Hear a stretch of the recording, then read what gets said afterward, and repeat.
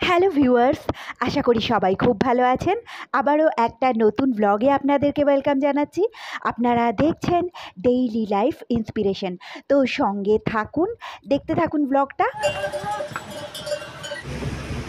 এই রোডটা দেখতে পাচ্ছেন,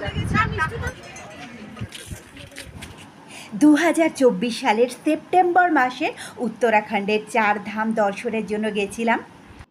আর এখানে দেখতে পাচ্ছেন মা গঙ্গা পাহাড় থেকে নেবে সমতলের দিকে চলে যাচ্ছে।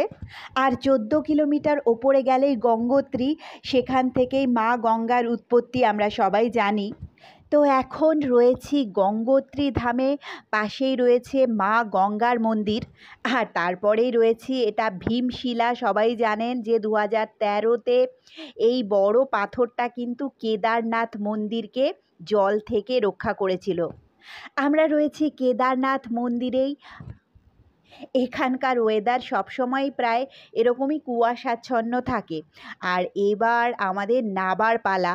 এই একটাই রাস্তা, এখান থেকেই ওঠা নামা সবাই করছেন। পালকি, ডলি, ঘোড়া সব কিছুই রয়েছে, দেখতে পাচ্ছেন আপনারা।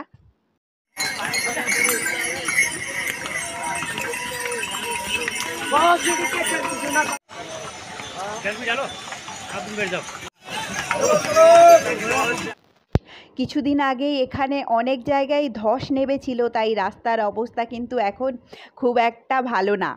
তো তার মধ্যে কিন্তু রাস্তা খোলার পরেই সবাই বাবার কাছে পৌঁছাচ্ছে। আর এই অবলা প্রাণীগুলোর নিজেরা প্রচুর কষ্ট করে ভক্তদের বাবার কাছে পৌঁছাতে সাহায্য করছে। আমাদের পরবর্তী গন্তব্য হলো বদ্রীনাথ ধাম। আমার পেছনে যেই রাস্তাটা দেখতে পাচ্ছেন, এই রাস্তাটাই কিন্তু বদ্রীনাথ ধামের দিকে গেছে। তো আমরা এই জায়গাটাতে দাঁড়িয়েছিলাম, একটু নাস্তা করে নিয়েছিলাম, তারপর আবার যাত্রা শুরু করেছি। এই পুরো রাস্তার জার্নিটা কিন্তু খুবই দুর্গম, তবে প্রাকৃতিক সৌন্দর্যটা একবার দেখুন, অসাধারণ। এখানে একটা পাহাড়ি ঝর্ণা বয়ে গেছে, দেখতে পাচ্ছি আমরা। পৌঁছে গেছি বদ্রীনাথ ধামে।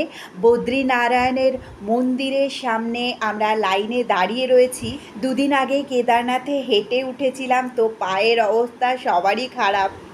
এখানে প্রচুর বড় একটা লাইন পড়েছে, মাঝে মাঝেই বন্ধ করে দেওয়া হচ্ছে মন্দিরটা। যেরকম অনেক মন্দিরেই করা হয় বাবার ভোগ, শয়ন ইত্যাদির জন্য। যেহেতু এটা নারায়ণ মন্দির, তো চতুর্দিকে কিন্তু এখানে গৌ দেবতা, সঙ্গে তুলসী গাছ এইসব দেখা যাচ্ছে। আর এই দিকটা দেখুন, কি অসাধারণ। পাশেই রয়েছে মানা গ্রাম, এটাই ভারতের শেষ গ্রাম, তারপর পরে তিব্বত। এবার চলে এসেছি ধারী দেবীর মন্দিরের সামনে। তো বন্ধুরা, আজকের ব্লগটা এই পর্যন্তই। আমার ব্লগগুলো যদি ভালো লাগে তাহলে লাইক, কমেন্ট আর শেয়ার করে দেবেন।